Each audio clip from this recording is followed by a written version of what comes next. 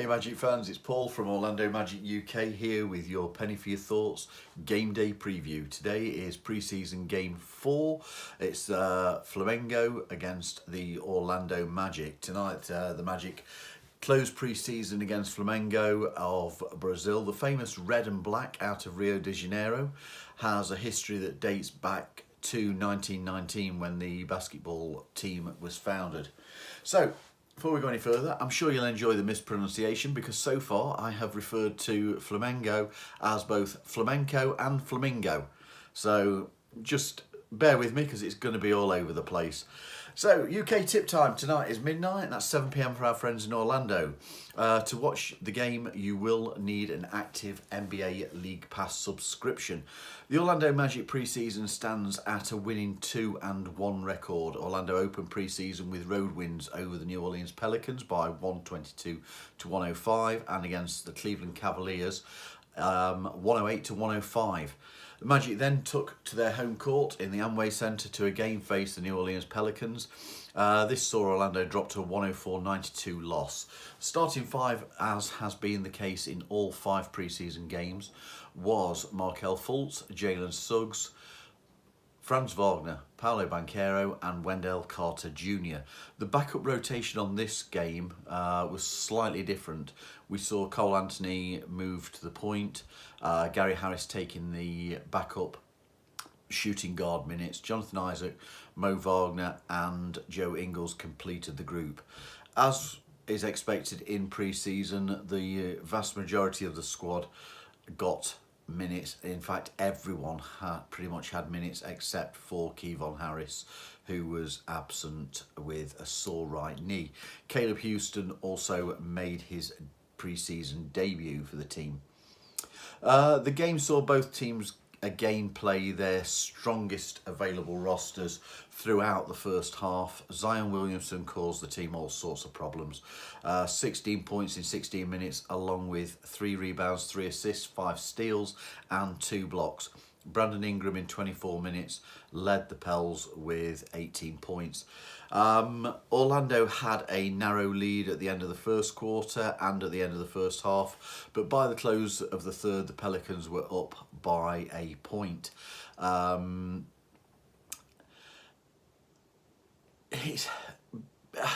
Magic offence went very cold in the second half, and that saw our shooting percentages drop considerably compared to the previous games. But I'm more interested, I've got to be honest, I'm more interested in the first half, which was where the more competitive basketball was. And by the end of the first half, we were in the lead. But the second half was disappointing, let's not pretend. A distinct contrast to the previous 2 games was the turnovers. Turnovers were a real problem for the Magic. A total of 19 led to 24 Pelicans points. Some were the result of pressure by the Pelicans, as has been shown by the number of steals that Zion Williamson had in 5 there.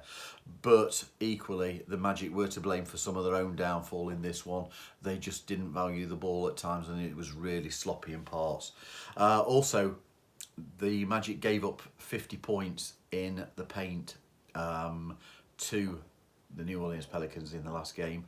Unlike when we played the Cleveland Cavaliers, we only gave up 30 points, so 20 points more. But as I pointed out in the previous game day preview, 50 points was the average last season in the NBA for paint points conceded per game. So it's not the worst figure, but it was a step back. They did take a step back. Franz Wagner in 19 minutes scored 19 points for the Magic to lead all scorers on 8 of 11 overall shooting, 3 of 6 with the 3 ball. Mo Wagner, again, good figures, posted 16 points. Gary Harris made 10. They were the only 3 Magic players to actually register double-digit scoring. As a team, some nice figures, 10 blocks, 11 steals and 27 assists. But yeah, there was some disappointment in that last one. But again, as we've said, it's pre-season, mistakes have to happen. There is rustiness, it's about repetitions and getting the conditioning and putting what you're doing in the training sessions into effect. So let's not be too down about this. As to tonight, expect much of the same from the Magic, as they will play the majority of the squad. It's hard to judge how long the starters will play against a team that will be considered a lesser opposition. I would be surprised if we don't see the majority of the core unit playing well into the third quarter. Our projected starting five, I don't see any changes for the Magic. I assume it will be Markel Fultz, Jalen Suggs, Franz Wagner, Paolo Banchero and Wendell Carter Jr. again starting. Now, Flamengo, they're a team that everybody knows the name of, but genuinely don't know much about them. It's their third trip all time to the Amway Centre, played in 2014 and 2018, and it's the fourth time that the Magic have actually faced Flamengo, having faced each other during the pre-season in 2015 when the Magic travelled to Brazil as part of the NBA Global Games in Rio. The Flamengo hold the record of most Brazilian national titles, last winning the title in season 2020-2021. That also saw them win the Latin America title, which qualified them for the FIBA International Cup. In that tournament, the winners of the European, African, Latin American and American titles, and the G League, I should say, progressed to play a tournament. So that would recall, if you recall, 2020-2021 was the season that the Lakeland Magic won the title. So Flamengo defeated the Lakeland Magic en route to taking the Intercontinental Cup title.